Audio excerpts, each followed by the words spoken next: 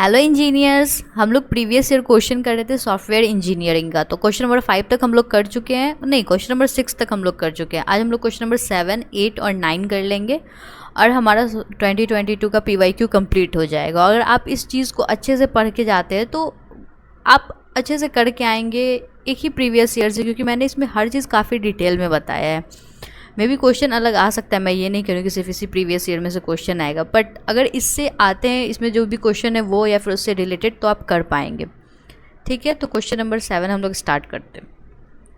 Question number 7 में क्या है कि शॉर्ट नोट्स लिखने हैं 3 टर्म्स पे। फर्स्ट है यूनिफाइड मॉडलिंग लैंग्वेज, सेकेंड है object oriented analysis modelling, and the third one is object oriented design concept and method. तो चलिए करते हैं। हम लोग स्टार्ट करेंगे UML से। ऑब्जेक्ट ओरिएंटेड डिज़ाइन आ गया। 1 minute. Is it UML? No.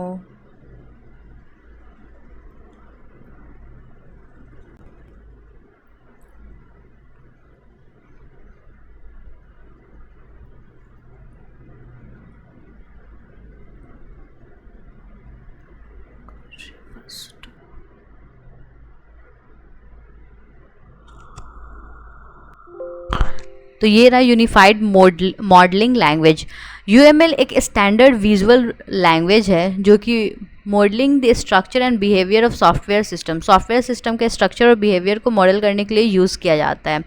ठीक है, और UML प्रोवाइड करते हैं एक set of graphical notations technique जो कि क्रिएट करता है visual models of object oriented software system. Object oriented software system का एक विजुअल मॉडल प्रोवाइड करता है। इसका की कंपोनेंट्स क्या क्या होते हैं UML में? तो होता है सबसे पहले स्ट्रक्चरल डायग्राम, दूसरा होता है बिहेवियरल डायग्राम। स्ट्रक्चरल डायग्राम में आता है class diagram, object diagram, component diagram और डिप्लॉयमेंट डायग्राम। तो क्लास डायग्राम में अगर नाम से आप लोग देखें तो पता चल रहा है कुछ क्लास से रिलेटेड होगा। ठीक है, तो क्लास डायग्राम हाँ शो करता है क्लासेस, उसका एट्रीब्यूट, मेथड और रिलेशनशिप, उन क्लासेस के बीच में क्या रिलेशनशिप है। उसके बाद आता है ऑब्जेक्ट डायग्राम, डिस्प्ले करता है एक स्नैपशॉट ऑफ ऑब्जेक्ट। स्नैपशॉट क्या होता है? किसी पर्टिकुलर टाइम पे किस कंडीशन में है उसको कहते हैं स्नैपशॉट ऑफ ऑब्जेक्ट, और उसका रिलेशनशिप किसी स्पेसिफिक पॉइंट ऑफ टाइम पे, वो चीज़ यहाँ आगे लिखी दी गई है। उसके बाद एक component diagram. Component diagram depicts the organisation and dependencies of software component. Organisation और सॉफ्टवेयर कंपोनेंट के बीच में जो भी डिपेंडेंसीज वगैरह होती है वो बताता है। उसका डिप्लॉयमेंट डायग्राम क्या करता है? Illustrate the physical deployment artifacts on node. Physical deployment के बारे में डिटेल देता है। उसके बाद बिहेवियरल डायग्राम में क्या क्या आता है? Use case diagram, sequence diagram, activity diagram, state diagram. ठीक, अब इन सब के बारे में हम लोग देख लेते हैं। यूज केस डायग्राम में क्या होता है? Capture functional requirements and interaction between users and the system. User और सिस्टम के बीच में जो भी इंट्रैक्शन होता है उसके लिए यूज केस डायग्राम होता है। Next, sequence diagram shows object interaction arrange in a time sequence. किसी भी टाइम में किस सीक्वेंस में ऑब्जेक्ट इंट्रैक्शन होगा वो सीक्वेंस डायग्राम शो करता है। एक्टिविटी डायग्राम रिप्रेजेंट करता है work flow of step wise activities and action, and the state diagram describe the state and transition of an object through out it's life cycle. Next, benefits क्या क्या होता है UML का? तो UML जो होता है प्रोवाइड करता है कि standard way to visualise system design. System design को विजुअलाइज करने के लिए एक स्टैंडर्ड प्रोवाइड करता है UML। ये फैसिलिटेट करता है कम्युनिकेशन अमॉन्ग स्टेक होल्डर्स और हेल्प करता है डॉक्यूमेंटिंग और अंडरस्टैंडिंग कॉम्प्लेक्स सिस्टम में। ओके, उसके बाद है UML के आगे का कोडिंग गाइडलाइंस और broader set of regulated components. Coding standard जिसमें इंक्लूड प्रैक्टिसेस, कन्वेंशन। और UML का नेक्स्ट जो हेल्प करता है वो कोडिंग गाइडलाइंस और ब्रॉडर सेट ऑफ रिकमेंडेशन, जो कि कंप्लीमेंट करता है कोडिंग स्टैंडर्ड को, और ये इंक्लूड करता है बेस्ट प्रैक्टिस, कन्वेंशंस और रिकमेंडेशन कोड की क्वालिटी को इंप्रूव करने के लिए, डेवलपमेंट इफिशियंसी को इंक्रीज करने के लिए। इसका की एक्सपेक्ट क्या होता है? Performance optimisation, security practices and error handling. ठीक है,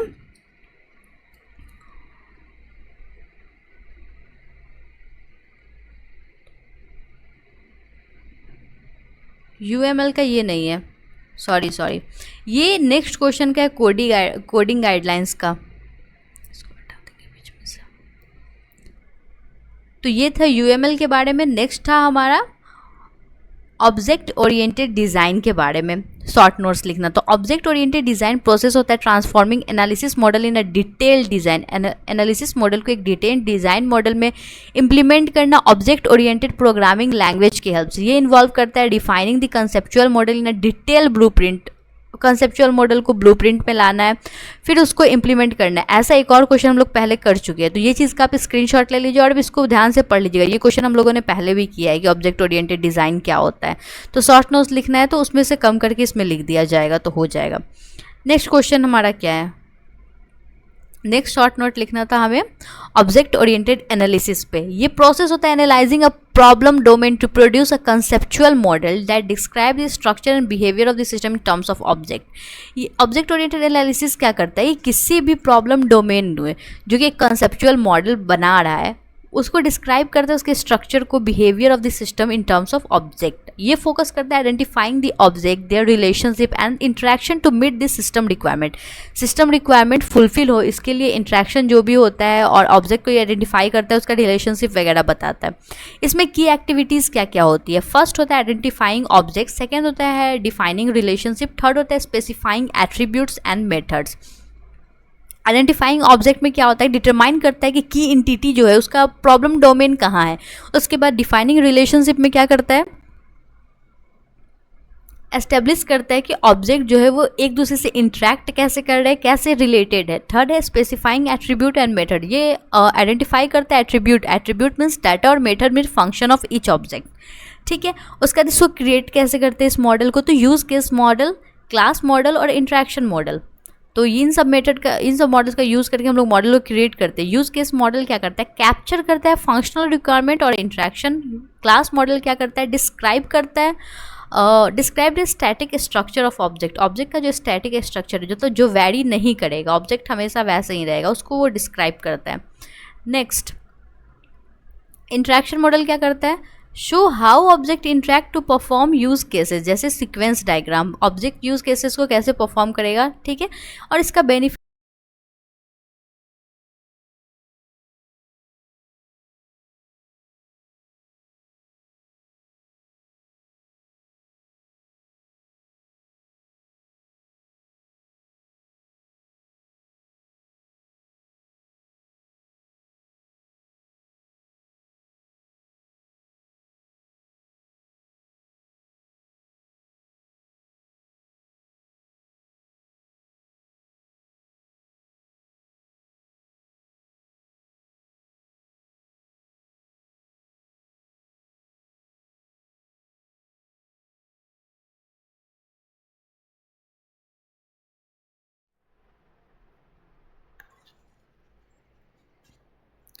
हाँ, तो और इसका बेनिफिट क्या है, इसका बेनिफिट ये है कि अलाइन करता है सिस्टम डिज़ाइन को रियल वर्ल्ड कॉन्सेप्ट के, इन्हांस करता है मॉड्यूलरिटी एंड रीयूजेबिलिटी और प्रोवाइड करता है clear blueprint for the design phase. Next question, next question में क्या, हाँ, तो हम लोगों ने शॉर्ट नोट्स वाले क्वेश्चन को कर लिया, शॉर्ट नोट वाला क्वेश्चन हो गया, तो वो क्वेश्चन नंबर 7 था। अब क्वेश्चन नंबर 8 देखते कि कोडिंग स्टैंडर्ड, कोडिंग गाइडलाइन और कोड रिव्यू टेक्निक को हम लोग को डिटेल में बताना है। ओके,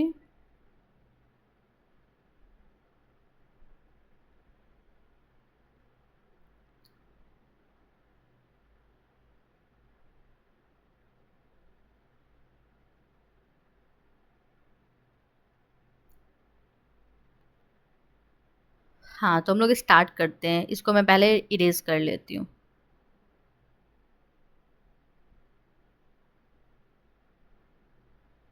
चलिए तो स्टार्ट करते हैं। कोडिंग गाइडलाइंस एक ब्रॉडर सेट ऑफ रिकमेंडेशन होता है जो कि कंप्लीमेंट करता है कोडिंग स्टैंडर्ड को। They include best practices, convention and recommendation to improve the code quality and development efficiency.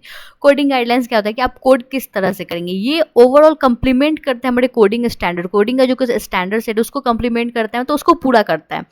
ये इंक्लूड करता है बेस्ट प्रैक्टिसेस, कन्वेंशंस और रिकमेंडेशंस, तो हमारा कोड क्वालिटी जो हो वो इंप्रूव और डेवलपमेंट जो हो वो इफिशियंट हो। इसमें की एक्सपेक्ट क्या क्या होते हैं, परफॉर्मेंस ऑप्टिमाइजेशन होता है, सिक्योरिटी प्रैक्टिसेस, एरर हैंडलिंग और भी आगे होते, पहले इन तीनों को हम लोग देख लेते हैं। परफॉर्मेंस ऑप्टिमाइजेशन क्या होता है कि अवॉइड अननेसेसरी कंप्यूटेशन, मतलब अननेसेसरी जो लाइंस ऑफ कोड होते हैं जो एक्स्ट्रा कंप्यूटेशन करते हैं, जैसे कि अगर आप लिख रहे हैं a is equals to B plus C and then आप लिख रहे हैं c equal to B plus C plus D, तो आप इसको अननेसेसरी कंप्यूटेशन ना करके सीधा a प्लस डी भी लिख सकते हैं। तो इसको कहते हैं use efficient data structure algorithm, जो कि यूज करना सही हो। जैसे कि अगर आपको लीनियरली सर्च करना है तो आप एड ए यूज करेंगे, तो आपका डाटा मतलब अगर सॉरी इफिशियंट डेटा स्ट्रक्चर आप यूज़ करेंगे, आपको जो भी काम करना है उसके अकॉर्डिंग डेटा स्ट्रक्चर यूज़ करेंगे, ठीक है। उसके बाद मिनिमाइज करता है मेमोरी यूजेस और एक्स्ट्रा मेमोरी लीक को भी अवॉइड करता है।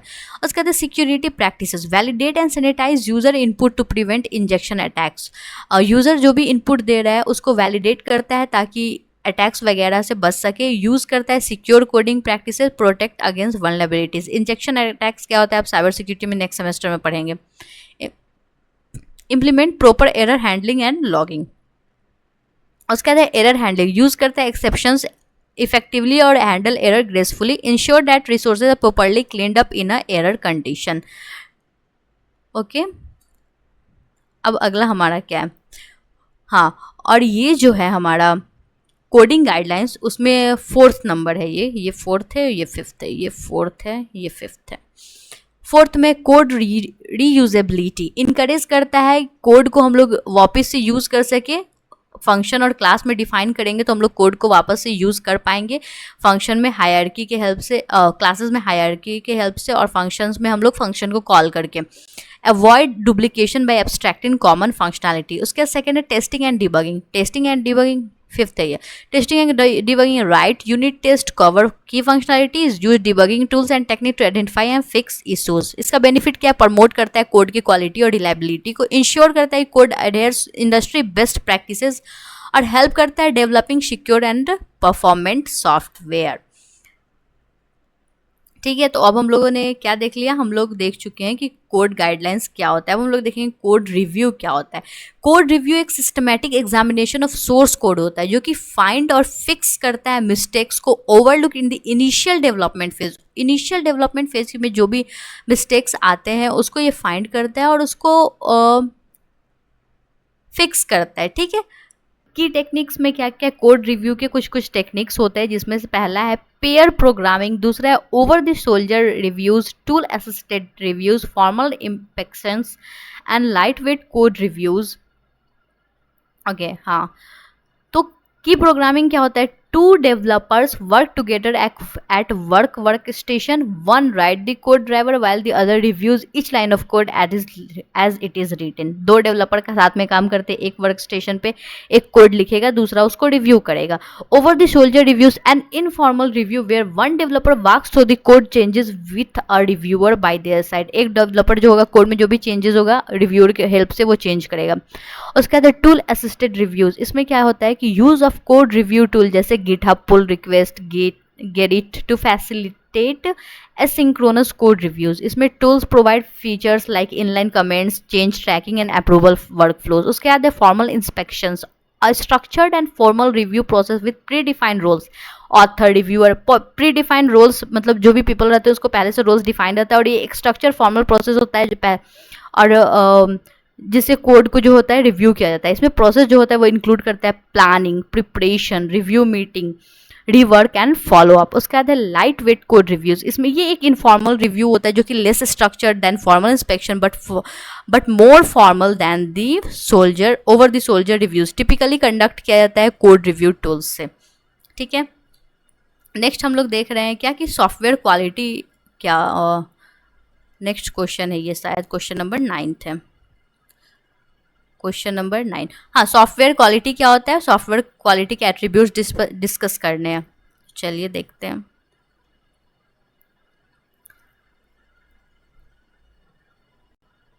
Okay,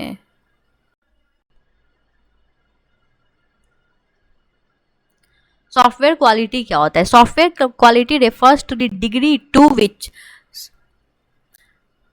to which a software product meets a specific requirement। Requirement, customer expectation and performance, reliability and efficiency under the ending users. Software quality क्या होता है कि ओवरऑल जो कस्टमर का एक्सपेक्टेशन है, सॉफ्टवेयर का क्वालिटी अच्छा हो, इफिशियंट हो, रिलायबल हो, तो वो सब उसमें होना चाहिए, तो उसका अच्छा क्वालिटी माना जाएगा। ये वेरियस एट्रीब्यूट इसमें होते हैं, ठीक है। पहले तो इसमें डिफिनीशन दिया हुआ है कि आईएसओ का क्या सॉफ्टवेयर क्वालिटी का डिफिनीशन है और IEEE का क्या है। आईएसओ का डिफिनीशन क्या करता है, वो डिफाइन करता है software quality in terms of characteristics such as functional suitability, reliability, performance, efficiency, usability, security, compatibility, maintainability and portability. तो ओवरऑल कन्वीनियंट होना चाहिए सॉफ्टवेयर हमारे यूज़ के लिए, वही क्वालिटी के अंदर आता है। तो सॉफ्टवेयर क्वालिटी के एट्रीब्यूट्स कौन कौन से होते हैं, तो दो तरह के, एक फंक्शनल एट्रीब्यूट होता है, एक नॉन फंक्शनल एट्रीब्यूट होता है। फंक्शनल एट्रीब्यूट में क्या होता है, फंक्शनल एट्रीब्यूट रेफर करता है स्पेसिफिक बिहेवियर और function of a software must perform. Functional